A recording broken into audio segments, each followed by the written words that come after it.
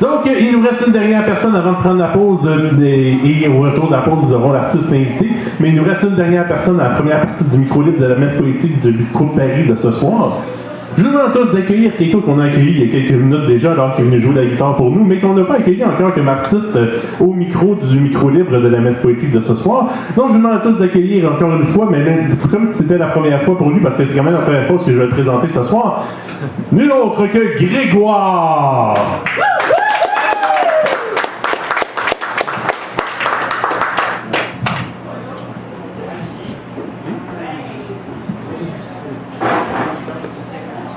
Faut que je parle, comment parler. Est-ce qu'on m'entend? Oui. La première, je vais la lire pour Louise. Madame, parce que c'est celle-là qui t'avait flabbergasté. Tu dis la première fois. Mais je vais la lire pour Louise.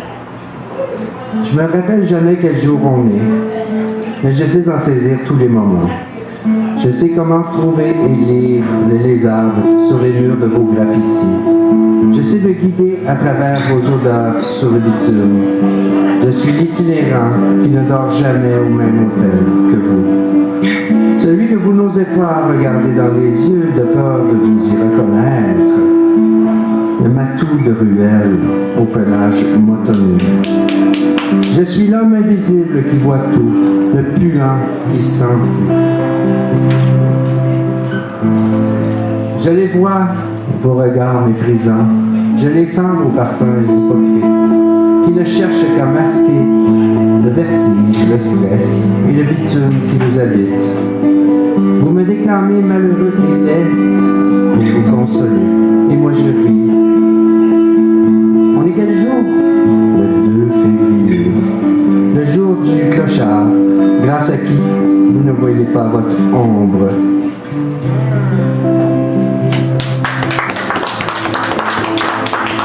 Je suis gêné parce que Christian il a lu quelque chose d'un enfant.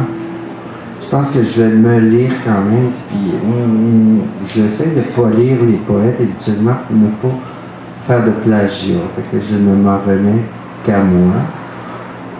Mais j'ai écrit quelque chose qui ressemblait tellement à ce que tu as dit tantôt que c'est comme la version.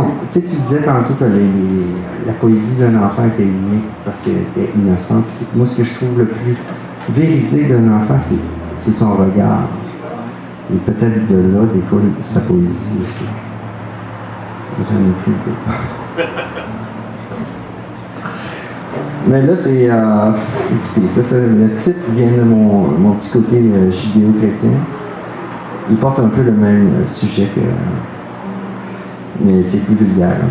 Allez, ça s'appelle La graine dans la main. Derrière un grand terrain de balle, il y avait un champ. C'était là que j'avais ma cache. J'avais 10 ans. Je plançais dans ce jardin secret tout ce que je croyais qu'il pousserait. Des belles fleurs, des belles roches et des blés, des anciennes pièces de monnaie. Mais même arrosé par la vie, aucune chose ne poussait. C'est par la suite qu'on m'a dit comment faire pour donner la vie. C'est chrysalide qu'il faut la prendre, dans son cocon, prête à éclore. J'ai pris mes jambes à mon cou et je suis allé vers mon ami, le plus grand arbre de mon champ, le plus vieux, le plus sage sûrement. Timidement, je lui demandai comment faire pour donner la vie. Sur ma tête, il laissa tomber un gland, je crois, un de ces fruits que j'ai plantés. Les années passaient, mon jardin s'effaçait, tout comme mes rêves d'enfant dans les abîmes de ma mémoire. Puis ils ont transformé mon parc de balles, devenu stable, ont rasé presque tout mon champ, ne laissant là que quelques arbres, dont mon vieil ami, se dressant fier comme un soldat qui a essuyé toutes les tempêtes.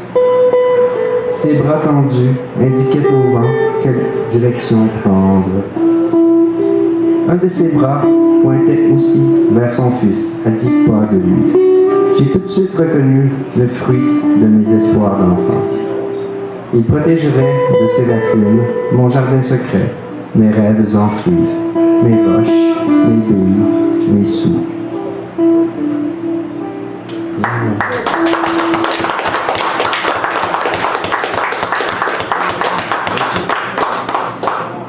quelque chose qui me ressemble beaucoup. Ben, comme. Ça s'appelle. Cafard ce soir. Après souper, je m'assouvis. Mais pas ce soir. J'enverrai promener mon train-train quotidien. Pas lavé surtout, pas rasé. Un sale cactus part sur la go. Emporte ses batteries sans fil et ses cartes de crédit sans fond. Je pars manipuler. La chasse est ouverte. J'entre dans un port à moi. Je m'assois dans un coin, sirutant la consommation que je paierai dans la soirée. Les gens me reconnaissent, ils viennent se joindre à moi. Je suis de bon commerce, je sais les amuser. Une tournée après l'autre s'ajoutent les convives, et je les nourris de ma présence, et ils m'abreuvent de la leur. Je ne vois plus passer le temps, et un à un, les clients quittent. La barmaid, qui me lance un clin d'œil amusé, un sourire citronné, ouvre ensuite les lumières. Cela fait fuir tous les cafards qui ont osé fermer le bar. Je devrais donc quitter la place, car je suis son dernier client. Elle m'avait regardé dormir depuis plus d'une demi-heure. Elle trouvait trop charmant ce cactus solitaire qui, la tête entre les mains, pleurait dans son sommeil.